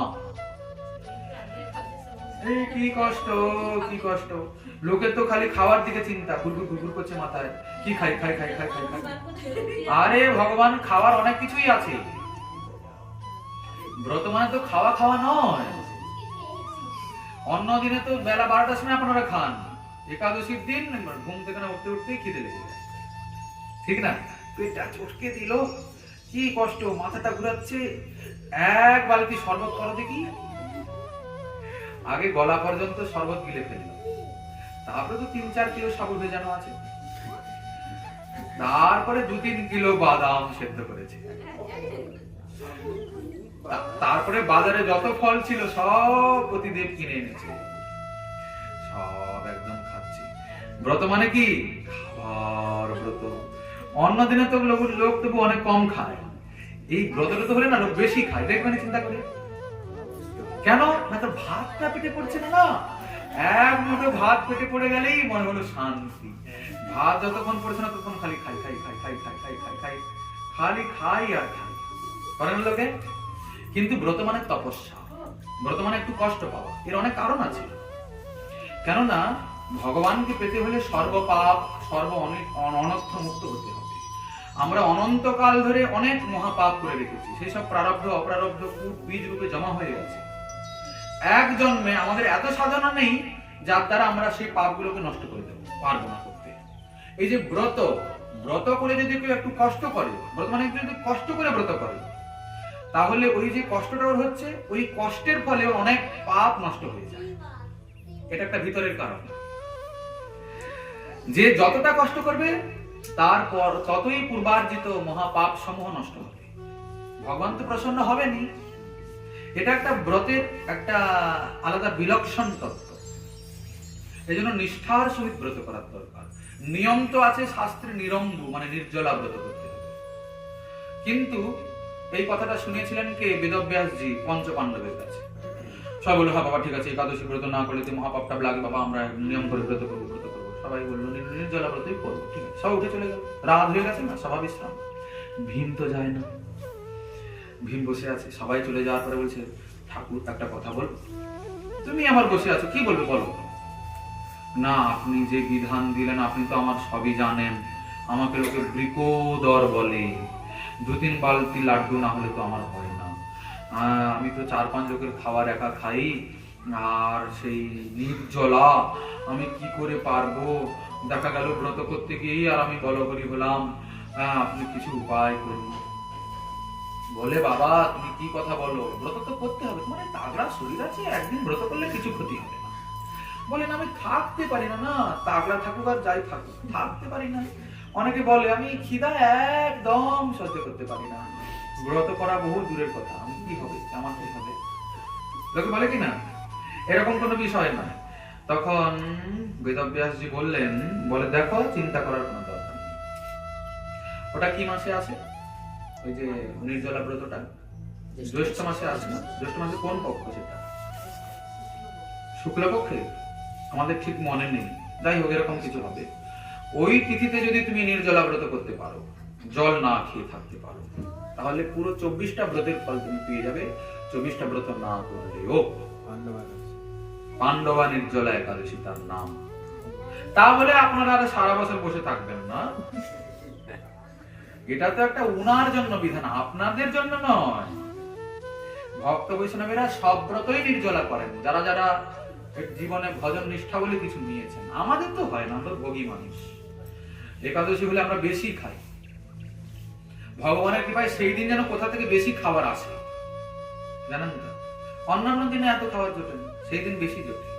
এই সবজি, এই ফল, এই অমুক, এই তমুক, দুনিয়া ভরে না খাইতে চাইলে জোর করে খাওয়াবে, এরকম একটা পরিস্থিতি। তো যা, কিন্তু তপস্যা করতে হবে। ভালো। এখন বলছেন যে শৃঙ্গি ঋষি বলছেন, নারী যদি রজস্বলাও হয় এবং যদি জননা শৌচ, মৃতা শৌচ হয়, আছে না, এসব পালন করতে হয় না, জন্মা শৌচ, মরণা শৌচ, যে কোনো পরিস্থিতিতে একাদশী ত্যাগ করা যাবে না। একাদশী ব্রত হবে। আমার তো জ্ঞাতিতে মানুষ মারা গেছে, আমি ব্রত করবো না। লোকে তো তুলসী মালাও খুলে ফেলে, এরকম কোনো নিয়ম নেই। তুলসীর মালাও করবে, তুলসীর মালার কোনো অপবিত্রতা নেই। হ্যাঁ, আর নাম জপ করবে, কিন্তু ঠাকুর সেবা করতে পারবে না। নাম সর্বদা জপ করবে, তুলসীর মালিকা গলায় থাকবে। অনেকে খুলে ফেলে, অনেকে আবার করে কি, মাংস টাংস খাওয়ার জন্য না ওই তুলসী মালা খুলে রেখে দেয়, আবার খাওয়া শুরু হয়ে গেলে হাল দিয়ে করে নেয়।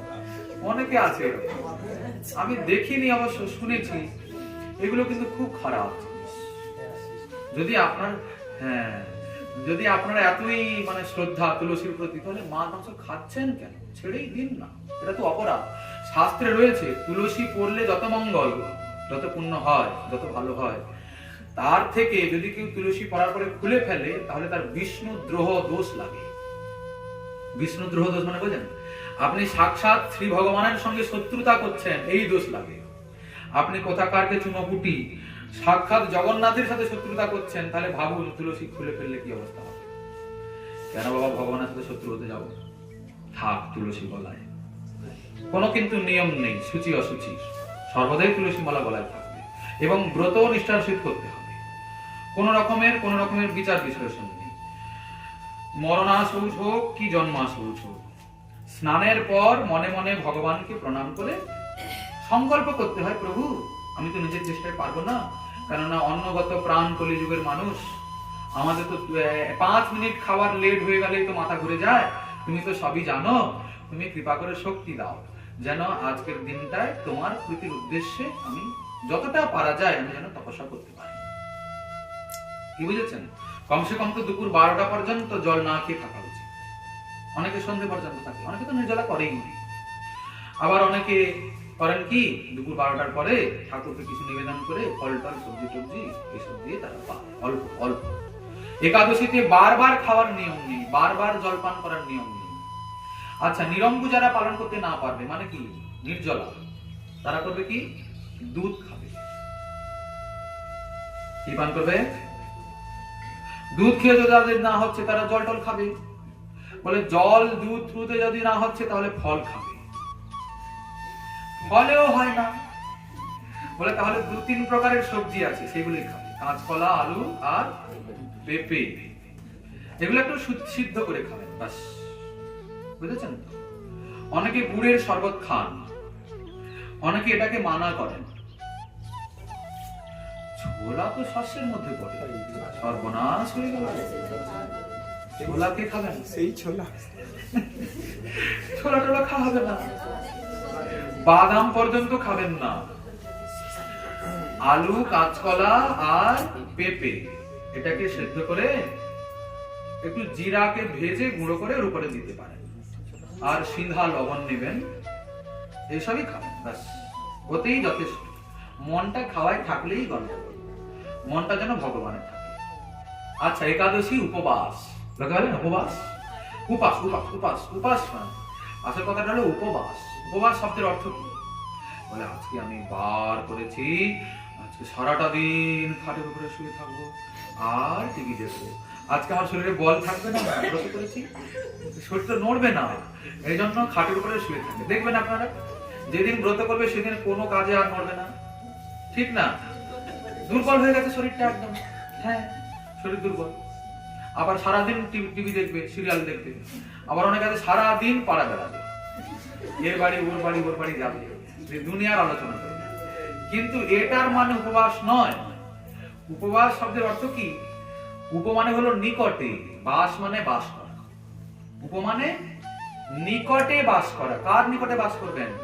গোবিন্দের নিকটে বাস করবেন। মানে গোবিন্দ কোথায় আছে আমি জানি না, তার নিকটে বাস করবেন। বলে তার নাম করবেন, তার ভক্ত সঙ্গ করবেন, গ্রন্থ অধ্যয়ন করবেন, বিগ্রহ সেবা করবেন, এভাবে তার নিকটে থাকতে হবে। কথা বুঝেছেন? ব্রতের দিন তো সারা রাত্রি জাগরণ করতে হয়, এও নিয়ম আছে। রাত্রি জাগরণ করতে হয়, রাত্রি জেগে হরিনাম করতে হয়। বলে আর বলেন না বাবা, আমরা আদৌ ব্রতটা করতে পারবো কিনা তার ঠিকানা নাই। আপনি যে সব বলছেন, হ্যাঁ দেখুন, আমরা কিন্তু শাস্ত্রীয় নিয়মগুলো বলছি, আপনারা কতটা পারবেন সেটা আপনারা দেখবেন, কিন্তু করতে হবে, এটা হচ্ছে কথা। এতগুলো সব বলা হলো, এরপরে তো নিশ্চয় করা যেতে পারে। ফল টল খাবেন, সবজি টবজি খাবেন, একটা দিনের তো ব্যাপার, 15 দিনে তো একদিন, প্রতিদিন তো নয়। কেউ বলছেন না তো। আর ব্রত করতে করতে যখন একটা আগ্রহ, একটা নিষ্ঠা, ভালো লাগা হয়ে যাবে না, তখন আপনার মনে হবে এটা আবার কবে ব্রত আসছে, আবার কবে ব্রত আসছে, আবার ব্রতের দিন একটা আলাদা আনন্দ আছে। যাদের এখন নিষ্ঠা নাই, আগ্রহ নেই, ভালো লাগে না, তাদের কষ্ট হয়, তারা খুব কষ্ট পান, থাকতে পারেন না।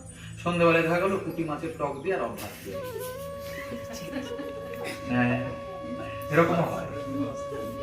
কিন্তু এরকম নয়, এরকম করবেন না, কষ্ট তো হবেই। ও এখন পাওয়া যায় না, তাহলে যে মাছ পাওয়া যায় সেই মাছ।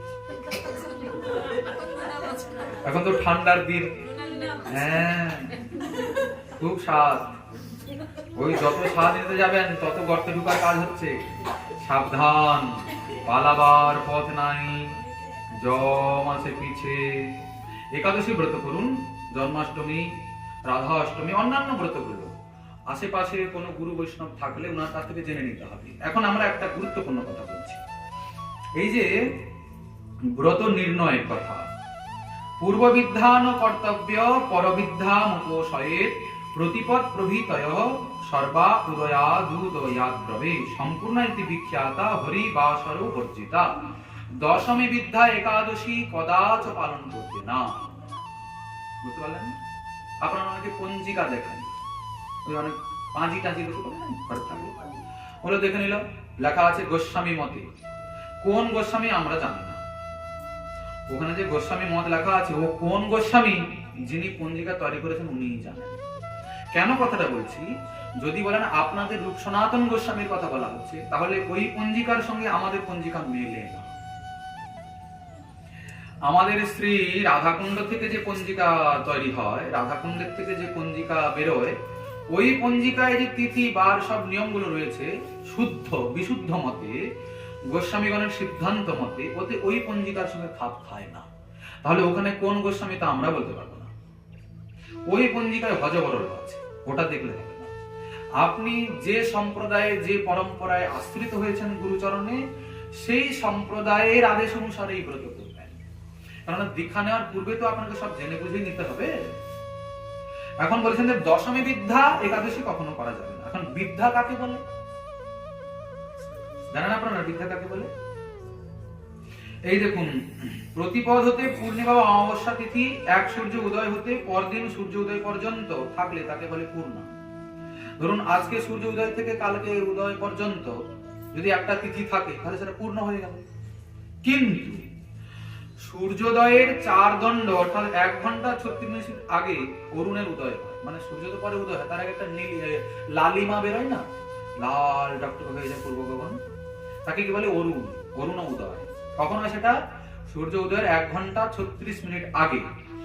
এবার সেই অরুণ উদয়ের মধ্যে সেই সময়ে যদি 1 মিনিট কি 2 সেকেন্ডের মধ্যে যদি পূর্বের তিথিটা থেকে যায়, ধরুন আজকে অরুণ উদয়ের মধ্যে দশমী বিদ্যা আছে, 1 মিনিটও আছে, তাহলে ওটা বিদ্যা হয়ে গেল। তাহলে সেই দিন ব্রত করণীয়। কি করবেন তবে? তাহলে দ্বাদশীর দিনই ব্রত করবেন।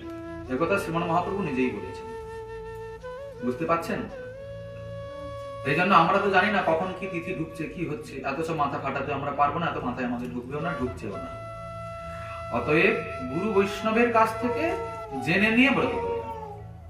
বুঝতে পারছেন? কাছাকাছি যদি কোনো গুরু বৈষ্ণব থাকেন, সৎ পরম্পরার অন্তর্ভুক্ত, সৎ সম্প্রদায়ের আচার্যগণের শাস্ত্র সিদ্ধান্ত মেনে যারা ভজন করছেন, ওনাদের কাছ থেকে জেনে নেবেন, দিয়ে ব্রত করবেন। দিলে আর কোনো ভয়ের কারণ নেই। কিন্তু যদি আপনি দশমী বিদ্যা ব্রত করেন, তাহলে কেবলমাত্র কষ্ট করলেন, কিন্তু লাভ কিছু পাবেন না। বুঝতে পেরেছেন? অনেক সময় হয়তো অনেক লোক ভুলবশত 2 দিন ব্রত করে ফেলে। আজকে করে নিল, পরে যখন শুনলো বাবা আজকে দশমী বিদ্যা, তাহলে কাল কেউ করবো, এই মরু মরু অবস্থা। এরকম অনেকের হয়। ভগবানের ভক্তি করতে যদি বলহরি হয়ে গেলাম, তার কি ভক্তি করবে? কি কথা বলা নাই, ভক্তি করতে করতে বলহরি হয়। আরে ভালো না, সেটা তো ব্রত নিষ্ঠা পালন করতে করতে মরলে ভালো, কিন্তু এদিক ওদিক করতে গিয়ে মরলে কি লাভ? অনেকে বলে আমার কি কষ্ট জানো, আমি পারি না, আমার এই আমার সেই, এগুলো কথা নয়। একাদশীর ব্রত করতে করতে যদি মৃত্যু হয়ে যায়, তাহলে আপনার মতো মহা সৌভাগ্যবানের কেউ। সারা জীবন কোন পাপ কোন অপরাধ করেছেন তা কিন্তু কেউ দেখবেন না, সোজা সতী একদম বৈকুণ্ঠ প্রাপ্তি। কারণ এগুলো বানানোর কথা বলতে এসছেন নাকি? আপনাদের যদি মনে হয় তো মনে হতে আমার কিছু করার নেই, কিন্তু ব্রত তো করতেই হবে। এই দেখুন, দশমী বিদ্যা একাদশী ব্রত করলে কি ক্ষতি হয়। এই যে ধৃতরাষ্ট্রের শতপুত্র মারা গেল, তিনি জিজ্ঞাসা করছেন মৈত্র ঋষিকে যে আচ্ছা প্রভু, আমার 100টা পুত্র মরে গেল কেন? আপনি কৃপা করে উত্তর দিন। তখন মৈত্র ঋষি বললেন, তুমি পূর্ব জন্মে, এই জন্মে পূর্বে তোমার স্ত্রীর সঙ্গে দশমী বিদ্যা একাদশী করেছিলে, এই জন্য তোমার শতপুত্র একসঙ্গে মারা গেল। বুঝেছেন? এইসব বিষয়গুলো তো কেউ গুরুত্ব দেয় না। দশমী বিদ্যার কথা বললে আমার বাবা পূর্বপুরুষ থেকে মেনে আসছি, গোস্বামী মত মেনে আসছি, এসব লোক বলে। হ্যাঁ, পাঁজি আছে বলে, পাঁজিতে আমার গোস্বামী মত, এই কথা যখন বলে, আমরা তখন এটা আমাদের সামনে প্রশ্ন চিহ্ন যে কোন গোস্বামী। কেননা আমাদের যে পঞ্জিকা মেনে চলতে, ওটা আমাদের রূপ সনাতন কৃত, তাদের সিদ্ধান্ত মেনে হরিভক্তি বিলাসকে সামনে রেখে ওই পঞ্জিকা তৈরি হয়। ব্রজ নবদ্বীপ আদি সর্ব ভক্ত সম্মত সেই পঞ্জিকা, তার সঙ্গে ওই সিদ্ধান্ত মেলে না। এই জন্য আমরা ভাবি ওটা কোন গোস্বামীর লেখা। আচ্ছা, এই জন্য তোমার পুত্র বিয়োগ হয়েছে। সীতা দেবী বাল্মীকি ঋষিকে জিজ্ঞাসা করছেন, আচ্ছা প্রভু বলুন দেখি, আমাকে আমার স্বামী কেন বনবাসে ছেড়ে দিয়ে গেল, আমার জীবনে দুর্দশা কেন? তখন বাল্মীকি বললেন, তুমি পূর্বজন্মে দশমী বিদ্যা একাদশী করেছো, এই অপরাধে তোমার পতিদেব রামচন্দ্র তোমাকে জঙ্গলে ছেড়ে দিয়ে গেছে। শাস্ত্র বাক্য আমি বুঝে বলছি না বাবা, আপনারা মনে করবেন না। শ্রীমান মহাপ্রভু বলছেন, একাদশী, জন্মাষ্টমী, বামন দ্বাদশী, শ্রীরাম নবমী আর নৃসিংহ চতুর্দশী, এসবের বিদ্যা ত্যাগ, অবিদ্যাকরণ, অকরণে দোষ কইলে ভক্তির লঙ্ঘন। ভক্তিও নষ্ট হয়ে যাবে, ব্রতের তো কোনো ফল পেলেই না, উপরন্তু উপবাস করাটাই মানে কাজ হলো, কেউ শরীরকে কষ্ট দেওয়াটাই লাভ হলো, কিন্তু কোনো ব্রতের তো ফল পেলেন না, অন্যথা আরো ভক্তির প্রত্যয় হবে। অতএব জেনে শুনে একাদশীর ব্রত করতে হবে। আবার কি আরো তো বলতে গেলে আপনারা আরো বেশি হয়তো ভাববেন, বা আবার আর বলার দরকার নেই। একাদশীর আগের দিন দশমী, একাদশীর পরের দিন দ্বাদশী, 3 দিনই ব্রত থাকে। ব্রত মানে দশমীর দিন হবিষান্ন ভোজন করতে হয়, মানে সূর্য অস্ত যাওয়ার পূর্বে একবার সেদ্ধ অন্ন, আতপ চাল, ডাল, কিছু সবজি বিনা তেল দিয়ে কেবলমাত্র সেদ্ধ একবার। আবার ব্রত করলেন, তারপরের দিন আবার একই নিয়ম দ্বাদশীতে, এইভাবে 3 দিন নিয়ম। তারপরে ব্রতের দিন তো আপনি রাত্রি জাগরণ করবেন, তবে গিয়ে একাদশীর পরিপূর্ণ ফল লাভ হবে। কিন্তু আমরা তো এত করতে পারবো না। মোটামুটি একাদশীর দিন যেন আমাদের ব্রতটা থাকে, যতটা পারা যায় কষ্ট করে। কথা বুঝতে পারছেন? অতএব সদাচারী তো হতেই হবে, সদাচারী না হলে ভজন হবে না। কথা বুঝতে পারছেন?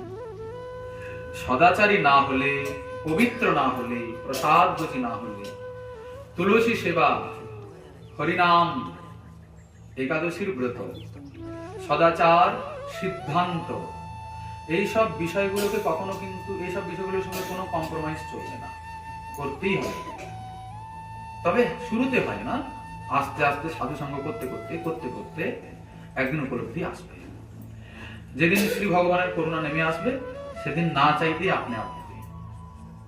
তার আগে কথা হচ্ছে আপনি করুণা চান কি না, তাহলে একদিন নিশ্চয়ই হবে, নিশ্চয়ই পাবেন। তার কাছে প্রার্থনা করুন, নাম করুন, তুলসী সেবা করুন, আর একাদশীর ব্রত করুন। আগামীকাল আমাদের ব্রত, আগামীকাল সবাই ব্রত করবেন, এটা আমাদের অনুরোধ আপনাদের চরণ যুগলকে ধারণ করে। আগামীকাল সবাই ব্রত করবেন, এবং সন্ধ্যায় তো এখানে নাম কীর্তন রয়েছে, এ তো মহা পরম লাভ। একাদশীর ব্রত, তার উপরে আবার গ্রন্থ আলোচনা এবং নাম সংকীর্তন, খুবই উত্তম একটা, এগুলো কম ভাগ্যে মেলে না। তো আজকে হরি কথা রাখা হলো এখানে বিশ্রাম। যদি শ্রীমন মহাপ্রভুর কৃপা হয়, আবার আগামীকাল রইল আস্বাদনের আগমন।